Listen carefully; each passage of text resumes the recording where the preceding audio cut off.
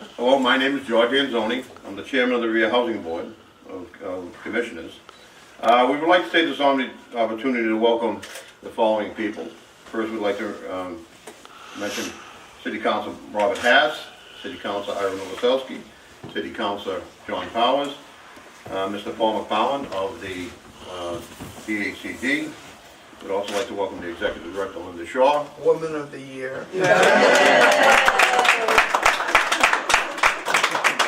I had that in my speech, but now you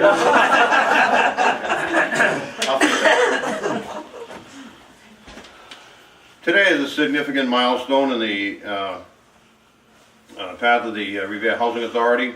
Another unit that was offline for a number of years has now become online. Number of units. There's 6 units in this building. Due to the lack of funding and improper maintenance over the years, the unit alone was not available for over 10 years. So these units weren't available for a number of years. The results in families of need weren't able to be housed, and also the amount of rental income to the Housing Authority did not appear. The Housing Authority had gone through a great transformation in 2006. What happened was that we hired a new executive director, Ms. Linda Shaw, and we also had policies and procedures put in place that the Housing Authority runs much more efficiently, and it has. Last year, the R.H.A. Board of Directors and the R.H.A. itself had to make a decision, and the decision was, what do we do with these crumbling, dilapidated 705 buildings? Now, 705s are, excuse me. These 705s are, these 705s are state-funded units, and we have a number of them throughout the city. However, the ones down in the Shirley Avenue area seem to have been not maintained properly. And the maintenance was an issue because of lack of funding and direction. So the Housing Authority has a procedures put in place for maintenance. The federal laws require us that within 60 days after a unit becomes unrented, or somebody leaves the unit, we have to have that unit rented and back online in 60 days.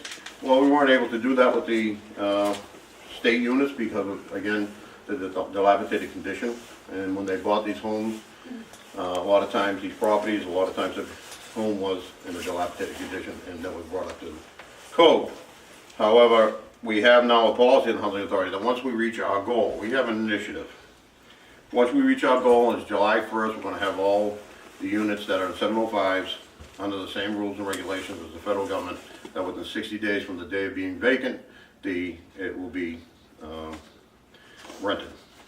Now, what happened is we had this dilemma. We looked at what we call our offline units. All right, that means they weren't rentable, so they're completely offline. And we looked at a solution. The solution is we contacted D.H.C.D. D.H.C.D. got back to us and recommended that we sell each property to a developer for $1. Okay, so if you counted all these properties, there were probably 15, 16 properties that went under this heading of not rentable. So what happened is that the board looked at it, and then we made a decision, and the decision was, let's go to D.H.C.D. So we went to D.H.C.D. and D.H.C.D. through some creative financing actually helped us give us in a number of ways. And I want to mention the funding sources. So if you're wondering if it's creative, it is.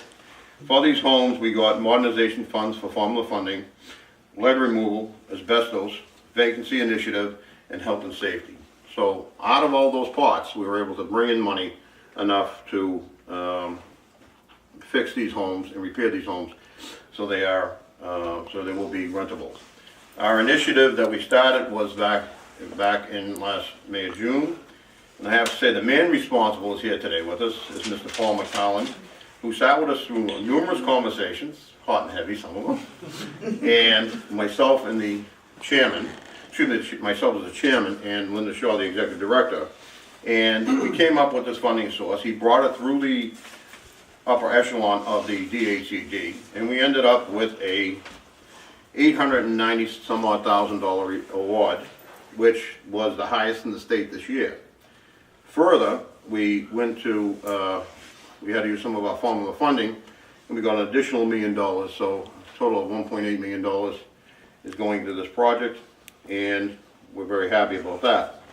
A little background about Thornton Street.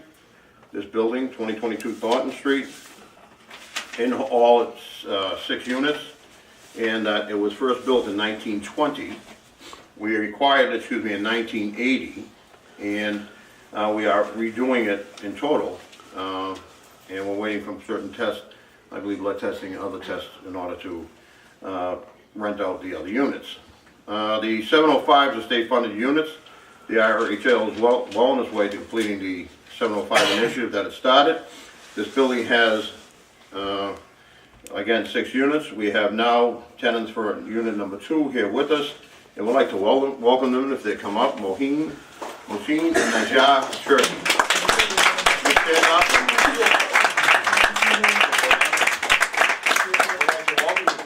Thank you very much. And we're here as part of our purpose, or our main goal, is we are continuing with our goal of housing those that are most in need, 705s or families, and we're here to provide safe, clean, decent housing to the citizens of the city of Revere and also those in need. So with that, I'd like to mention that further that me and Dan Rizzo was unable to make it today, but would also like to thank him for his continued assistance with the Revere Housing Authority. Would like to thank the Revere City Council, who's here, some members are here, for their continued support of the Revere Housing Authority, especially those in need. And we have again here Councilor Robert Hass, City Councilor R.H.A. and Councilor John Powers. At this time, I'd like to have Linda Shaw for a few, a word or two. You'd like to make some remarks, the Executive Director? I think I said most of what I had to say about the 705s in the article this morning. First and foremost, I could not get this done without the maintenance crew. The maintenance crew works half. We divide the work between private contractors and what our maintenance people can do, and they can do a lot, and they're quick, which is what I like, and they're efficient. So they're always there, trying to produce everything on time and within budget, and so I appreciate them and can't say that strongly enough.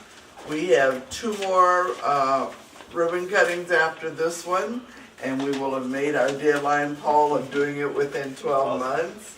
And so we'll be knocking on your door for new projects, as always. And we're very proud of what we've been able to accomplish. And I thank the Board of Commissioners, who they collectively are my bosses. And I thank the mayor and the city council for their support, as George said, and thank you all for being here. Thank you, Linda.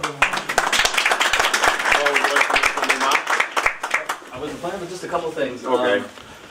I can't take credit for the money, really. I mean, it's We give you credit. We give you credit. We give you credit. Taxpayers' money, but the governor and Aaron Gornstein, the undersecretary, really put a big effort over the last few years to try to get vacant units back online. We looked at it from a lot of different angles. We came up with new programs to help units like this that needed some big slugs of money. So I give a lot of credit to them for trying to organize the resources that we have to attack this problem. And the other thing, I totally agree with Linda. I mean, the Housing Authority has been a great partner. They took some really difficult units to get back online that have been struggling for a long time. And the maintenance staff made it possible by really coming in here and be able to turn these things over quickly. They know how to do it. They've been very cost effective and quick. And that makes all the difference when we're trying to do these kind of complicated projects. So, great partner. You guys have been wonderful, and I'm really, really impressed and proud of what you guys have done here. It's amazing. Thank you, Paul. Yes. Thank you, Paul. We'd also like to thank Aaron Gornstein for his participation and final approval of these funds for the Revere Housing Authority. I'd also like to have the Ward Councilor, R.H.A. say a few words. Thank you. Well, this is terrific. Nice to see everybody here. If anybody's been as frustrated as the R.H.A., it's me. I've been around here for 68 years. This is my home. I've lived around here. And having been the city council for 14 years, I've seen what's been happening, and Linda knows, and George knows, and even before Linda, that I've been the biggest critic on the lack of maintaining buildings. And a couple of years ago, I happened to be with the secretary, the undersecretary, and mentioned that, you got to do something for the 705s, please, please, please. And right after that, they got together with the people at housing, and here we are. And I want to congratulate everybody, and I know all the congratulations have been said, and I just want to repeat them all. So thank you very much. Thank you.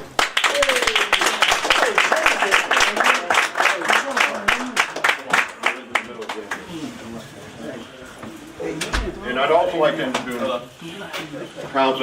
City Councilor Stephen Marabito and Mayor Dan Rizzo.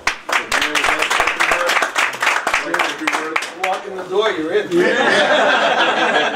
Mayor Rizzo has also been a proponent of Revere housing and also been a great supporter of Revere housing, and would like to thank him for that.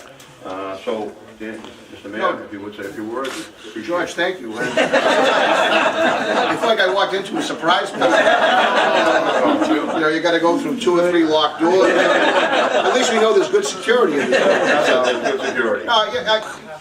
Just congratulations. Every unit that we can put online is another home and another roof over the heads of people that need it. I know that, people call my office virtually every single week, maybe sometimes more often than that. And I know, George, you know that, and Linda, you certainly know that, with the phone calls and emails that we exchange with each other. And there's nothing worse that I have to do in my job, and I'm sure I see former Mayor Bob Hass here.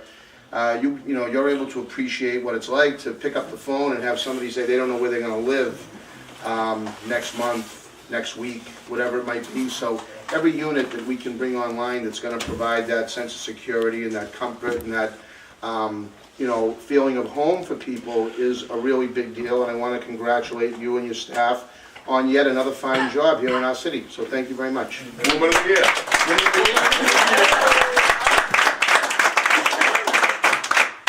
So with that, we'd like to thank everyone for coming, and again, good luck to our new residents. So in closing, I'd like to mention the other Board of Commissioners. Alfred. The other Board of Commissioners, I'd like to mention the Vice Chairman, Anthony Peroni, who's been very helpful for us. He's our Commissioner assigned to construction, and he reviews all these projects for us and reports back to the Board. His knowledge is immense. Then we have Payne Greenberg, Henry Mancini, and Bob Furlong. So thank you very much. Thank you for coming. Everybody in there? Okay?